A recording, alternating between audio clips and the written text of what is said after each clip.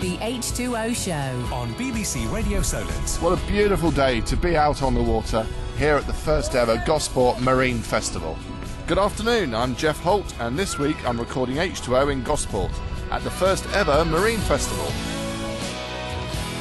It's fantastic to see so many people here and to hear that there's going to be over 1,000 sessions on the water today. Put your hands together, 1,000 sessions. Alex Thomson there, opening the festival with Mayor Keith Farr, the Rose and Thistle Pipe and Drums Band and the Gosport Sea Cadets. Through the programme today we'll hear from some of the people who've helped to put this event on, the likes of the Association of Sail Training Organisations, the Sea Cadets and the local sailing club. Also on the show, the ISAF World Cup has been taking place in Weymouth and Portland, the Volvo Ocean race is on its final stopover, and America's Cup financier passes away, and there's royal recognition for one of the South's inspirational sailors. Well, here I am in Gosport. It's a breezy day. We're on the end of the pier, overlooking the activity here on the water at the Marine Festival. I'm overlooking the harbour. We've got kids out in kayaks, we've got boats, sailing yachts, paddle boards, people in life jackets all over the place. It's absolutely full of young people and of all ages out on the water enjoying themselves. So let's start with the man who's helped put this event on. John Beavis is a former mayor of Gosport and the chair of the organising committee. It has finally come. It's been 9 months in the planning, but my goodness, it's great to see it all happening here today, and great that we've now got the weather that we need for the event. So tell me, where did the idea come from? Well, in 2014, when I handed over the role of mayor, Peter Cardy of Gosport Marine Scene approached me and said, would I join the board of Gosport Marine Scene as a council advisor, which I accepted. And at the very first board meeting, he stitched me up to run the Gosport Marine Festival. But it's been great fun because there's so many volunteers that have helped to make it happen. So at that point, what was your purpose for doing it? Purpose for doing it was very clear. I mean, having been completely round the borough and seen so many things during the mayoral year, one thing that really sprung out to me was the youth in the community and the opportunities, particularly in the marine industry here. And with 24 miles of coastline, there was so many young people who had never actually experienced being on the water. So to have a festival and offer 1,000 free places for children to have taster sessions, and of course it's not just here in Hazard Marina today. We've got Alva Creek, which is much more sheltered, where the younger children are being looked after by both Stokes Bay Sailing Club and by Andy Biggs, who's got his team over there as well. So, I mean, it's really sprung out of, let's give the youngsters an opportunity to see what's on offer. So you had this idea, yep, and then you go to all these potential participants. Yep. How difficult was it to persuade them to be part? I used the contacts that I had made in the mayoral year. For example, we wanted to have a music festival for the youngsters as well. In time space, which is never used as it should be used for that. And Radio Hazard, Paul Dodd of Radio Hazard, jumped in and took control of that and is running the whole of the entertainments programme for the day. And it's the same. Paul Bishop of Sail Training International is the safety officer for the day, and we've got all sorts of key people who have just volunteered their time and their services, all free of charge, which has enabled us to put this event on with no charge to anyone. What I've seen, it's a fantastically organised event, as you say, lots and lots of volunteers. Now, Dickie Bird tells me that you have a marine background yourself. Tell us a bit about that. Oh, well, I'm ex-RN. I spent a full career in the RN, and I've always enjoyed small boat sailing, so it's in my blood, really. Did someone tell me you used to fly hovercraft? Indeed, yes. I spent almost 3 years with the Royal Naval and Inter-Service Hovercraft Unit at Leon Solent, and spent many hours out on the Solent conducting trials there, so that was good. Well, so you obviously you got seawater in your veins. Now, right at the beginning of the interview, you mentioned briefly Gosport Marine scene. Could you just briefly tell us a bit about that? Yeah, Gosport Marine Scene was organised by Peter Cardy, and Peter Cardy is the ex-chief executive of the Maritime Coast Guard Agency, and it pulled together directors and interested parties in the marine industry in Gosport who want to promote both Gosport, the marine industry, and the job opportunities. And as I say, it's a community interest company, so it's no profit made. Everything is done for the benefit of the community, and it's a tremendously good organisation that's done a lot of good since it's been in existence for Gosport. Fantastic. Well, hopefully the weather gods are going to keep smiling on us today. We're going to have a fantastic day. Will this be the first of many? Well, we want, this is a sample session. We want to see how well this goes. We'll debrief this. We're not planning to do one next year in the same form, but once we've got this weighed off, we will certainly be looking at doing another event similar to this. But I would also like to say, Geoff, what is great to see here today is Wet Worlds, because it's not only just about getting the young people on the water, but getting the disabled people down and out on the sea in Wet Worlds. And I must thank you personally for your help in getting that here for the event today. Well, thanks for that. I should say, you might like to know this, we've fully booked. The boat has been fully booked, every single slot on that boat, and we're doing 4 trips today. 10 trips, and every single trip is fully booked with disabled people in the local community. So I think it tells an amazing story straight away. There is a huge demand for people to get on the water, once we remove those barriers, people in our communities just want to get on the water. And I think that comes back to your purpose right in the beginning, of course. Let's make our coastline and our waters accessible to everybody. Yeah, I totally agree, and I think with the volunteers and the organisations that we've got here today, it just shows how people do care about the community. And there's more on the website, bbc.co.uk/Solent. I'm Geoff Holt, and this week H2O is being recorded at the Gosport Marine Festival. More from here shortly, but first to Weymouth and Portland. The cream of the world's sailors have been back at the National Sailing Academy, competing in the latest round of the ISAF World Cup. The head of ISAF World Sailing is John Craig. Yeah, we're really pleased with the entry level here. There's a couple of events, particularly in the RSX class, where they have their European Championship, which is a little close to this event, so it's carved into the entry a little bit. But other than that, the turnout's been great, and we're looking forward to a wonderful week. And looking at those venues, there's some illustrious places, your Melbournes, your Miami, your Hierre, Qingdao. How does Weymouth and Portland rank? It ranks really well because the sailing is excellent. It may lose a little bit on what we call the glamour or iconic views that you might see in a Melbourne or a Miami, but as far as the sailing and the competition goes, it's probably the best of all the legs.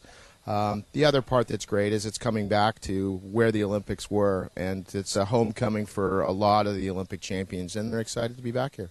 I'm intrigued. These sailors travel all around the world. That many of them will have a boat, I guess, stationed out in Rio already ahead of the Olympic Games.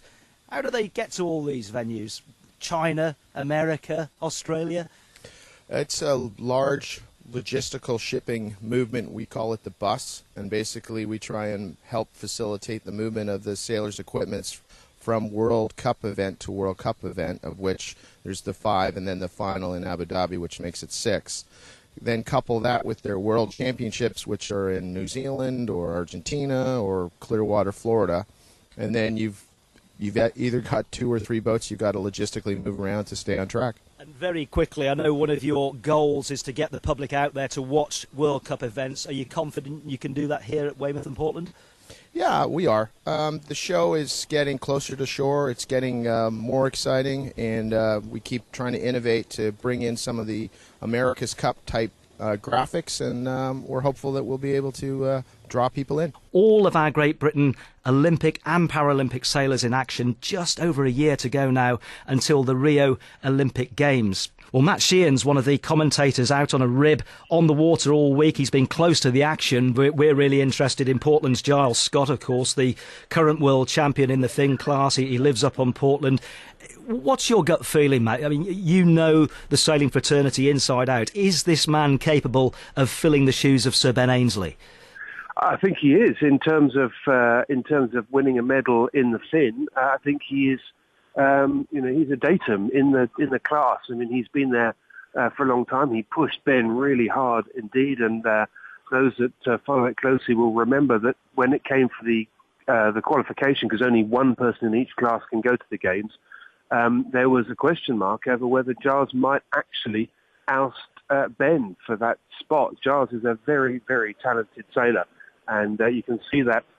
I was watching him race the other day on the Finn course, and he's got a lot of the characteristics that Ben's got as well. He can, just because he doesn't get to the top mark or the first mark necessarily at the front of the fleet, he'll fight his way and battle his way back to the front, and he does it time and time again. And that, if anything else, is a mark of someone who's got real talent and is a real threat to everybody else. Well, the Academy is celebrating its 10th anniversary this week. Chief Executive Peter Allen has also been chatting with Lawrence. How does it feel now to be hosting the biggest sailing event here since the 2012 Games? It's fantastic. It's a tremendous endorsement of what was achieved here, and what it totally represents what we're here for, one of the reasons we're here for. It's really exciting to have everyone back here. And of course it was the first venue to be ready for London 2012. What's happened in the 3 years since? It got a bit quiet after 2012, to be perfectly honest. But it's fantastic that we're being able to take stock, reevaluate where we're going, and rebuild basically, and attract so many people back for an event like this, including all the volunteers that have helped before us. It's a really important part of the equation. And I know you have a high-profile visitor later in the week, Rod Carr, the Chief Executive of UK Sport, a long association, of course, with the RYA, but what's the purpose of his visit this week? Well, UK Sport are a big player in helping get this event back to the UK, and Rod's obviously coming down to have a look at what's going on, and as you say, he's got a long association with our sport, and even on a personal level, he used to coach me many years ago too, so it'll be great to see Rod back here. Peter Allen. So, onto the water. And Team GB's medalists are rightly proud of what they've achieved this week. I'm Nicky Birrell. I sail the Scud 18 with Alexandra Rickham. I'm from Manchester originally. Congratulations, you're the first medal winners of the Sailing World Cup here. Oh, that's fantastic. Yeah, we had a good day today to make sure that the medal was the right colour. The first couple of days we struggled a little bit. We weren't as fast as normal, and the whole fleet was sailing well, but we managed to hang in the game. And then today a bit more breeze, and managed to find our rig set up, and we're much quicker today, so managed to get the gold medal. How competitive was it out there? Oh, I mean, really hard. First 2 days were really tricky. The fleet was going great, and we were struggling, and then today we found our groove and had a bit of a better day. What's your experience in Scuds? Yeah, we've done quite a lot now. I think we started in sort of November 2007, so quite a long time now. We've done a couple of games and quite a lot of sailing. And eyes on Rio? Gold medal in Rio, not just getting there. I'm Alexandra Rickham. I sail the Scud 18 with Nicky Birrell, and I'm from Epsom. What was it like out there? Breezy day, building forecast, so it was a little bit fruity, but fun downwind. When did you know you were going to win? I don't know. After the first race, we had a good solid first race, but you don't know. The thing is that you have to fully get around the course. You never know what's going to happen. So we were just making sure that we were pushing all the way to the end. Helena, of course, has already qualified for Rio. Are you close to that? Yeah, I think so. But we've had Megan, who was up against Helena, move into the Scud 18. They've sailed really well. She's sailing with Will Street. Sailed really well today, and we don't know. We'll see how the trials go, and whether Meg's going to stay in the boat or whether they'll select us. We don't know. But basically, our aim is just to make sure that we're sailing as best as we can, and to make sure that when we get that berth, it's really ours wholeheartedly. Because Rio is going to be something special, isn't it? It looks as if that could be it for Paralympic sailing. Yeah. So we kind of really need to make that gold medal happen this time. We can't have another London. H2O on BBC Radio Solent. And there's a link to the ISAF World Cup website on our programme page for today. Go to bbc.co.uk/Solent. This is H2O from BBC Radio Solent. I'm Geoff Holt, and this week we're at the Gosport Marine Festival. The festival has attracted groups from all over the south. Lucy Gross is from the Association of Sail Training Organisations. ASTO is the umbrella body for all the sail training organisations around the UK. Sail training means, I always have to explain it, it's not at all about learning how to sail. It's about having an adventure on a large offshore yacht. So most of the boats we work with are 24 metres or even bigger, up to big square riggers, and they all take groups of people out to sea, and you learn about teamwork, getting on together, having to get on in a tight space, leadership, adventure, challenging yourself. So how many members have you got? There's 32 organisations all around the UK. 32. And how long has ASTO been responsible? So ASTO has existed since the 70s when several sail training organisations decided they needed a bigger voice, and they had discussions at the time with the MCA about the code of practice, and that's when they first formed. In the form we're in now, where we actually have staff and we organise events, has been for about 10 years. So you're an umbrella body with, a voice, so to speak, representative of these sailing organisations. So what are the big issues that they face? So we've had issues, for instance, with new regulation that the MCA needs to put new laws into place about the safety on the boats, and we're very proactive in making sure the boats are very safe, but equally we talk to them to make sure it's not restrictive that we can't operate, because all the vessels are charities, so we need to reduce the amount we have to spend while staying safe. So there's a dialogue we have with them. So some of these members are household names, of course, in the sailing world. Do you want to tell us about a couple of those? Yeah, absolutely. So our members include Ocean Youth Trust, Tall Ships Youth Trust, the Ellen MacArthur Cancer Trust, and with the bigger vessels, the Jubilee Sailing Trust. So the Jubilee Sailing Trust, for example, is one that interests me, obviously. I've been out and seen both Nelson and Tenacious. Yeah. Tell us a little bit about what you do with them. Okay, so what we do, we generally promote the opportunities for sail training all around the country at events, at conferences. We also provide some funding towards each of our member organisations, get some funding each year to enable them to make it more affordable for people to go on board. With the Jubilee Sailing Trust specifically, we also run an exchange programme where we send one young person to sail on a vessel in Australia each year, and the Australians send one young person to come and sail on either Lord Nelson or Tenacious. That's fantastic. What's that vessel called out there? You were telling me earlier. Yes, indeed. She's called the Young Endeavour. There's an interesting link, actually, because she was a gift from the UK to Australia. So sail training, as in youth development or personal development through sailing on large vessels, is actually a worldwide phenomenon. So Young Endeavour, based in Australia. She's actually here at the moment because they're sailing around the world. Fantastic. And also we were talking about something called the small ships. Tell me about that. Yes, indeed. So one of the things ASTO does is organises the small ships race. It's called that. It's very similar to the tall ships race, but all the vessels taking part are under 24 metres. But the exciting thing about it is that everyone taking part is under 25. So we've got crews. They've never done any sailing before. They come on board, they learn everything they need to know, and they race for one day round the Cans in the Solent, and then we have a bit of a prize giving and a party afterwards. So it's a huge big youth event, and it's great fun. Fantastic. Now, right at the beginning, you were very keen to mention that this isn't about necessarily learning how to sail. This is about adventure and team building and that kind of thing. Are you hoping that individuals are inspired by what the activities on the water and go on maybe to learn to sail? Absolutely, yes. So quite a few of the people that now work on the vessels started as trainees, myself included, actually. I had never sailed before. I was about 17 and I went on one of these boats and thought, this is actually great, and then sort of changed the career path and decided to go to sea instead. So a lot of people do, and quite a few people do then also go into the Merchant Navy or work on larger vessels. And there's a link to their website on our page for today, bbc.co.uk/Solent. More from the Gosport Marine Festival shortly, but first to the Volvo Ocean race.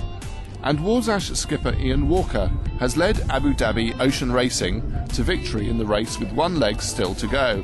Barring major penalties, Ian has become the first British skipper to win the gruelling race. I think I need to see it written on paper. I need to see the results. I guess we know we've done it. We had to beat Dongfeng and Brunel, and it was an incredible race. We spent the first 2 days covering Brunel and basically put ourselves at the back of the fleet with them, and then we spent the next day covering Dongfeng, and Brunel nearly overtook us. And it's been like that the last 2 legs. We've just been trying to cover the nearest boat and not sail our own race, and it's brutal at times, but the strategy paid off, and God, it was close at the end, really close at the end. The first feeling you have when you win something like this is is the vindication for everything you've done. Every decision you've made, the people you've hired, the planning, all the thoughts, all the shall we do this, shall we do that, none of that matters anymore. What you've done must have been right because you've won the race, and all the sacrifice, being away from your family long periods of time. I'm sadly my family aren't here right now, but they'll be there in Gothenburg, and I said at the start of the race I want to win this race so that my daughters can say their daddy won the Volvo Ocean race, and now I've done it. So I couldn't be more pleased with everybody in the team. I mean, obviously everybody thinks of the sailors of the boat, and I've always said that I'm nowhere near the best sailor on the boat. If I was the best sailor on the boat, we wouldn't have a chance at winning this race. I hired the best guys I could in the world and gave them the right tools to do the job, and then I tried not to get in their way too much. And I can't speak high enough about everybody on the boat. But without everybody on the shore team, they wouldn't stand a chance. And I don't think there's any other team in this race that basically hasn't broken anything. I mean, the boat has been absolutely faultless, and the sails and the mast the whole way around the world. And that's because of all the hours and dedication put in by the shore team. So Guy Barron and his team, I'll take my hat off to you. Does this mean I don't have to do it again? I think that's the best thing. I don't have to do it again. This is great. I was trying to think how many hundreds of thousands of miles I'd sailed to get to this point. But I mean, in this campaign alone, we've done 100,000 kilometres with training and the race. And I think we've done 100,000 miles before that. So it's a long, long way. It feels good. I say you must be absolutely knackered. I mean, how much sleep did you actually get on that leg? Well, it wasn't too bad. Up to the northwest tip of Spain, a lot of sail changes but easy conditions, and then it was a bit bumpy.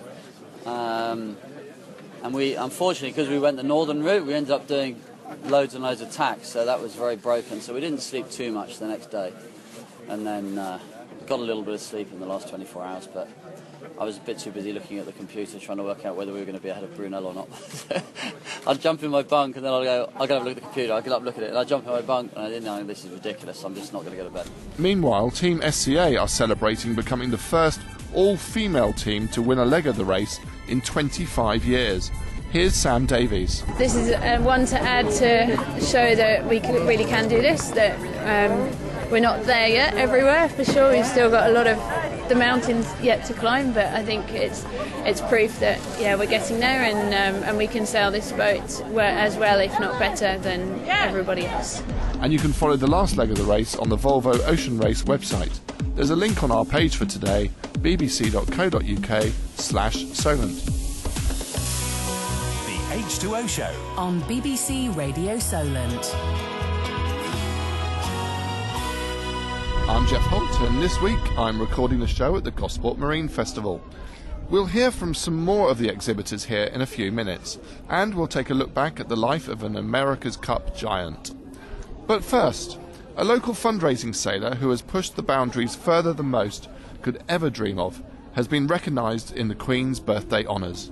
Natasha Lambert, who has cerebral palsy, has undertaken 2 major charity challenges that have seen her not only sail her specially designed boat Miss Isle hundreds of miles using only her breath, but then to undertake a mountain climb and a walk around the City of London, and all for charity. Tracy Clark has been chatting with her family. So Natasha Lambert and Amanda Lambert, what incredible news. Congratulations, a British Empire medal. Hey. That was amazing, wasn't it, Natasha? You're absolutely thrilled to bits. So, Amanda, tell me, why? Why a British Empire medal? Natasha's got it for her fundraising, and she's absolutely thrilled with it. The fundraising means an awful lot to Natasha. Obviously, she loves her sailing, but the fundraising's become equally important now, and it's really given her a focus on what she's doing. And so it's great. You love being able to help people, don't you? And I presume that as you've received an award, you have to go and collect the award. Do you know when that will be? We don't yet. No, I believe there's a local ceremony, but also it means Natasha's been invited to attend one of the Queen's garden parties next summer. That will be amazing. All in pink, I hope. Oh, we hope so. Yeah. Got to be done. So I have to say it's been the most incredible month for Natasha. Many people might not know that Natasha also appeared on the Independent on Sunday Happy List. What was that for? Oh, that was an absolutely fabulous list, yeah. Apparently the Independent published this list. It's been done for the last 8 years, and it's a slightly different list. Instead of the rich and famous list, which is usually published, this is a happy list, and this is celebrating all the unsung heroes of the UK. So 100 people that have done incredible things for others. It's been an amazing month. Indeed, it's been an amazing few years. How do you think all of the challenges and now all the honours that are coming Natasha's way, how do you think they affect Natasha? Oh, it's had a really positive effect on Natasha. I mean, it makes you so happy, doesn't it, Natasha? It helps you, yeah. It's really, it helps you to focus more, doesn't it? It makes you want to do even more. It's made you certainly very happy, but I think it's really improved your self-esteem, hasn't it? It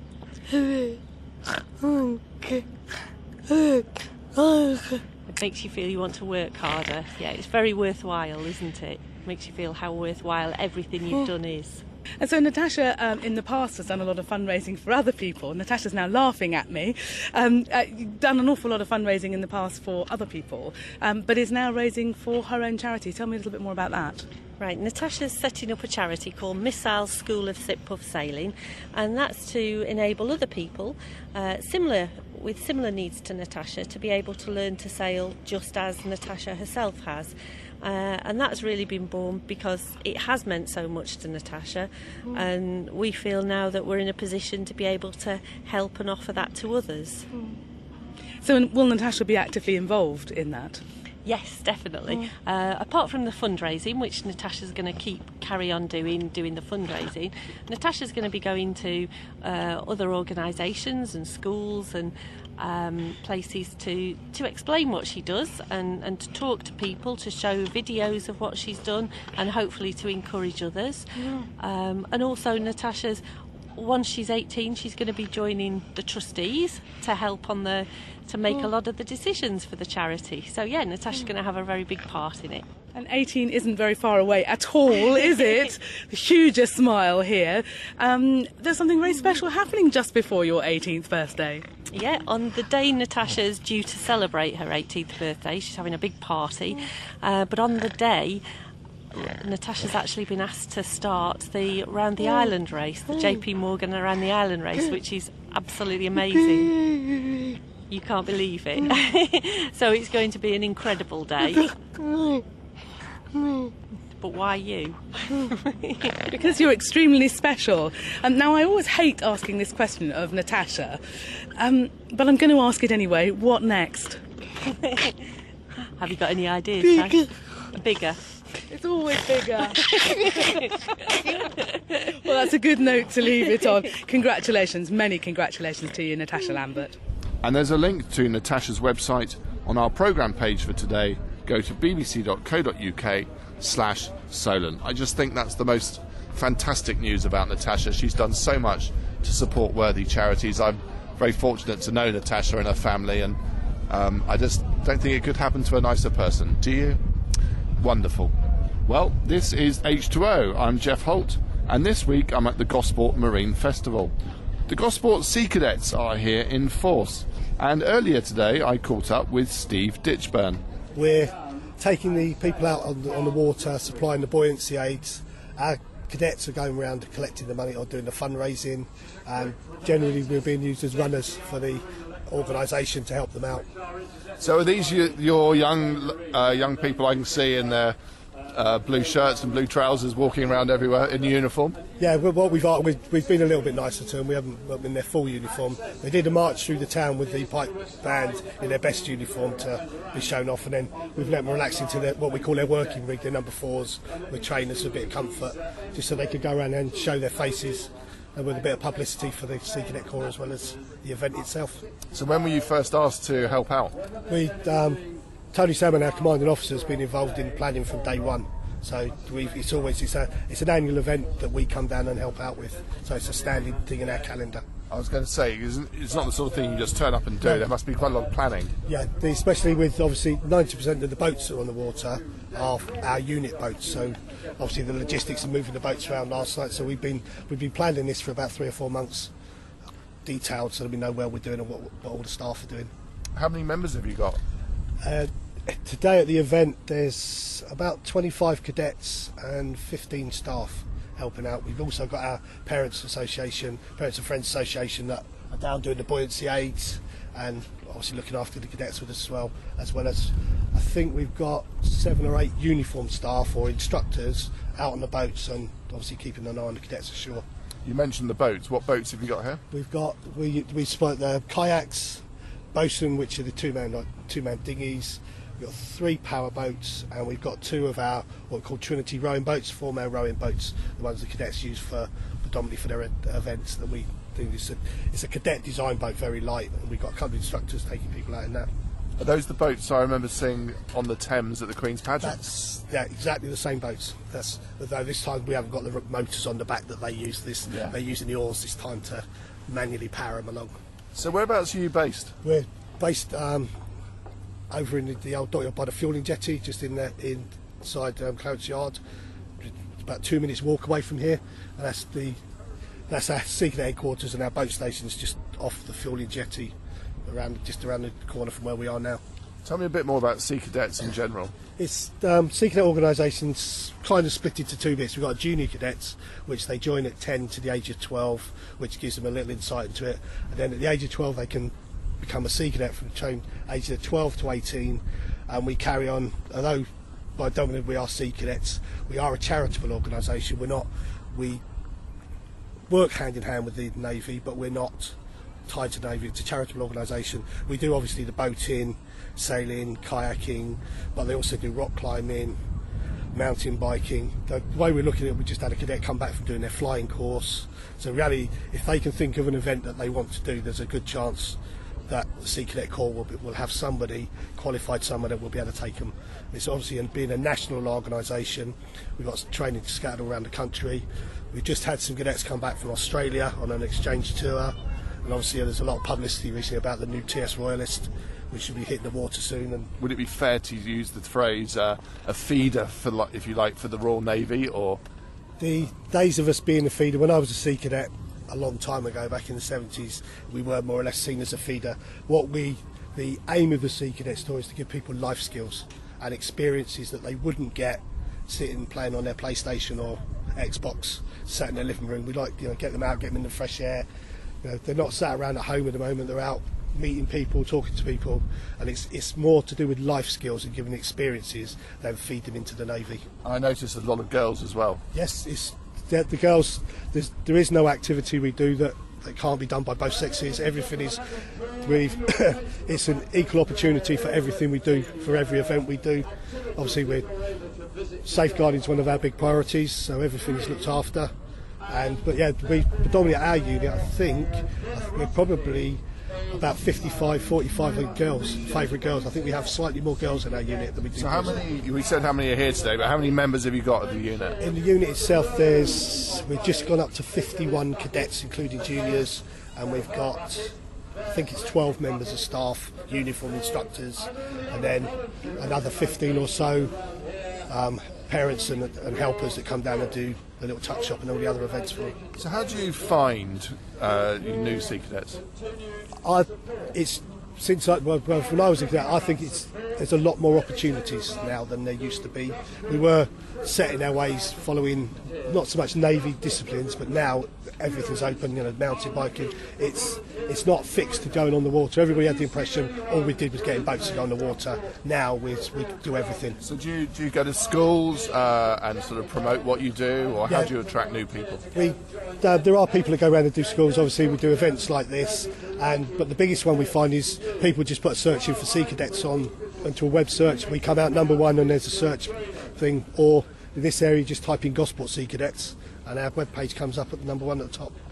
That's fantastic. Well, hopefully there'll be people listening to this who are inspired to come along and join the Gosport Sea Cadets. Keep doing the great work you're doing here today. I mean, all of the young people look really busy and enthusiastic, which is great to see. So, Steve, thanks for your time. Thank you very much indeed. And there's a link to the Sea Cadets on our website for today, bbc.co.uk/Solent. I'm Geoff Holt, and I'm at the Gosport Marine Festival, and it was opened earlier by Gosport-based sailor Alex Thomson, a man who absolutely adores this town. Yeah, no, I live just down the road, and I've lived here for most of my adult life. And you just need to go up the harbour and see most of the boats are actually based here on the Gosport side. There's tremendous access to the water here. And looking around today, we've got lots of young people. How important do you think are young people in our sport?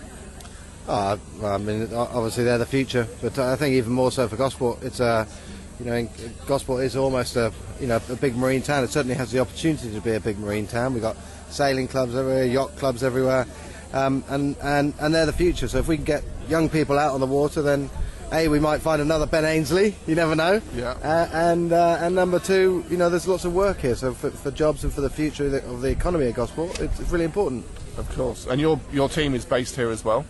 Yeah, our team is based in H2O Marine, and our office is just over there, and we've always been based here. It's a great place for an Open 60 team to be based because we need the deep water, and H2O Marine is probably the only marina in this area where we can go out in and out at any state of the tide. And then once we're out, we are out into fairly deep water where we can actually do some training and do some testing. So the Barcelona World Race must have been desperately frustrating, Alex. Yeah, no, very disappointing, particularly as we were leading at the time and we had a great boat, we were a good team. Very disappointing, but these things happen. There's 20,000 individual custom components on the boat, and making sure those things are absolutely perfect is what we need to do. And learn, I guess, from things that went wrong and make yourself stronger. That happens every single time, as you well know. It's a shame that these kind of things have to happen, but it means now for the future that we have to double check everything that every supplier does and really make sure that we don't leave a single stone unturned. No.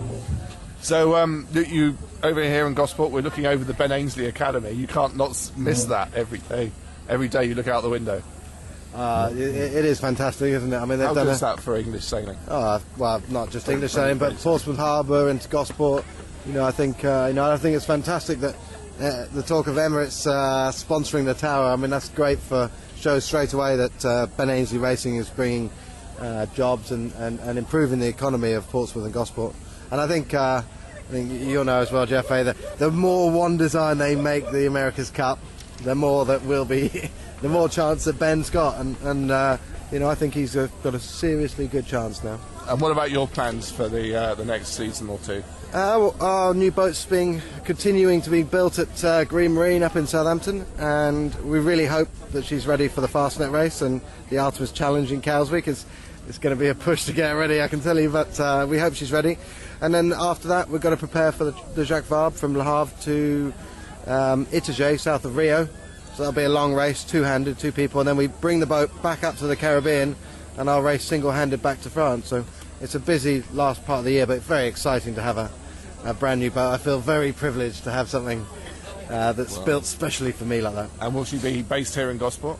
That's the plan, yeah. We're aiming to be here certainly for this part of the year. We might try and get some training in beginning of next year, but of course the Vendée Globe is November 2016. It's almost upon us, so there is an awful lot to do to get ready. And we're looking forward to seeing Alex's new boat based here in Gosport. Well, we're on the end of the pier here in Gosport. The sun is shining. There are quite literally scores and scores of people up and down the pontoons. We've got young people out in kayaks practicing their kayaking. We've got people out on sail yachts. I mean, in front of me, we've got one of the clipper yachts called Great Britain, an amazing looking yacht. We've got a boat called the Bob Allen. She's part of the Little Brig Trust. If you can imagine a big tall ship, square-rigged tall ship, well, it's exactly like that, but it's tiny. And there's a group of people on there showing people around, and then we've got a couple of motor torpedo boats, veterans of the D-Day landings behind that. One of the local groups that has made this event possible is Lyon Solent Sailing Club, and from the club is Commodore Pete Warburton. Well, it began in 1908 So we've been going a fair amount of time. It's a dinghy club, so we don't have yachts. It's all about dinghies, although we are branching out into kayaking, windsurfing, paddleboarding at the moment. We've got about 400 members. We have a range of boats sailed at the club. The ones that race primarily are the RS400 and the 2000, what used to be the Laser 2000. But we have a training fleet of about 25 boats, which we use to get young people on the water, mainly young people, although adults can go onto our training courses as well. What sort of ages do you start from? Well, we have what we call our Jibe Club, which is the Saturday morning club for children, and that is for 11 to 16-year-olds. Although we do have one or two children who are younger than that, whose parents are very involved in the club and who provide them with additional support. But it's primarily 11 to 16-year-olds going through the RYA stages 1 to 3. And how long have you been Commodore? Quite recently. I was appointed in November 2014, so this is my first year as Commodore. So is it, would you say it's very much a family club? Yes, we are very much family orientated, but we like to think of ourselves as an all-round club. So it's family orientated, we welcome families, we have lots of families, lots of children involved, but we're also a racing club. We've got quite a pedigree with former world champions in the club, and so we concentrate on racing as well as getting people into sailing from being terrified of going on the water to eventually becoming confident sailors, cruisers, racers. Are you dependent on the tide where you are? No, that's one of the great advantages of our club. You can sail at any state of the tide, which is quite unusual on the Solent. Most of the other clubs struggle a bit. They have to sail either side of high tide, but we could sail 24 hours a day if we wanted to. What have you got planned for the season ahead? Well, this is an unusual season for us because we've had a lot of work done on our sailing facilities, and this has been to improve changing rooms and improve the training facilities. So we've got a much bigger training room than we had before, and so we're getting that up and running at the moment. So part of our job is to make sure that all that works smoothly. But we're involved in some inter-club events as well. In fact, the week before the Marine Festival, we should have been sailing for the Turk Trophy, which is an ancient trophy held in the vaults of Gosport Town Hall, and it's sailed for by the clubs in the Gosport area. Unfortunately, last week was too windy to have the event, so it was going to be presented at this festival. We're going to have to sail it later in the season. So we have that as an inter-club event, and we also have an event called the Slosh, which involves us and 2 or 3 other sailing clubs, where we get as many boats out on the water as we possibly can, so that there's a big spectacle on Lee seafront in the middle of the summer. And of course we're very enthusiastic about Bart's Bash. Bart's Bash was the first event was last year, and we had about 50 boats out last year, and we're hoping to get more out this year to commemorate the life of Bart and to try to raise money for the Bart Simpson Foundation. And looking ahead, of course, next month we've got a big event happening here in the Solent with the America's Cup. Will you get to play any part in that at all? Oh yes, we hope so. We're really excited about the America's Cup. It's fantastic that it's coming to this country, and even more fantastic that it's coming to the Solent, to our home sailing waters. So we're very excited about it. We are a volunteer club, so we will be assisting with the America's Cup. Details are still being worked on at the moment, but we're sure to be in there in the thick of it. And if people want to find out more about the club? We have a good website with lots and lots of information on it, www.lossc.co.uk. All the information's on there. And there's a link to Leon Solent Sailing Club's website on our programme page for today. Go to bbc.co.uk/Solent. H2O on BBC Radio Solent. We'll be hearing more about things happening here in Gosport shortly, but first, controversial Australian businessman Alan Bond has died at the age of 77. The entrepreneur made his name by bankrolling the America's Cup win for Australia in 1983, but he had a spectacular fall from grace in 1996 when found guilty of Australia's then biggest corporate fraud. On BBC Radio 4's The Last Word, Andrea Catherwood and Phil Mercer looked back on his life. It was really in many ways the classic rise of a migrant in Western Australia. Alan Bond, born in England in 1938, coming to Australia as a young child, aged 12. He began his working life as a signwriter, despite the fact that he wasn't very good at spelling, and he was an apprentice for the best part of 3.5 years for a man called Fred Parnell. Now, after that time, Alan Bond set up in competition, often undercutting his rival, and it was that sort of ethos that he carried into his business life when he went into property and quickly made a fortune. So certainly the early life of Alan Bond really gives us an indication as to how ruthless and how single-minded he would become when he made all that money. It's all happening here as Australia 2 comes back to dock. An extraordinary moment in Australian sporting history. The climax to the day that David beat Goliath on the waters of Newport. Now, one of the things he did with that fortune was to ruthlessly go after the America's Cup. And when Australia won the America's Cup, he became a huge hero in the country, didn't he? He was. There was adulation all the way round. He was honoured with the title of Australian of the Year because of his work and his money in trying to wrest the America's Cup back from the United States. And glory really was bestowed on Alan Bond in 1983 when his vessel Australia 2 managed to prize the America's Cup away from the United States, thus ending the longest winning streak in the history of sport, given that the USA had held the trophy for 132 years.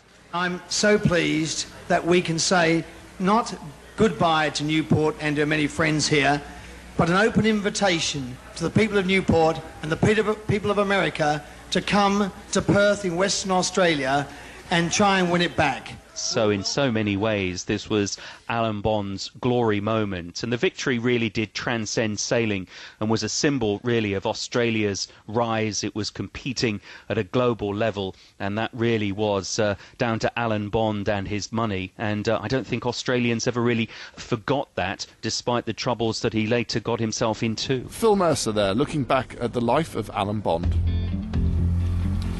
Well, we've moved away from the marina now, and we're on Trinity Green, and surrounded by gazebos and different organisations promoting their wares. And we've come across the sailing simulator being run by Leon Solent Sailing Club, and joining me is Paul Atkinson. Now, Paul is running the sailing simulator here. Do you want to tell me a bit about it?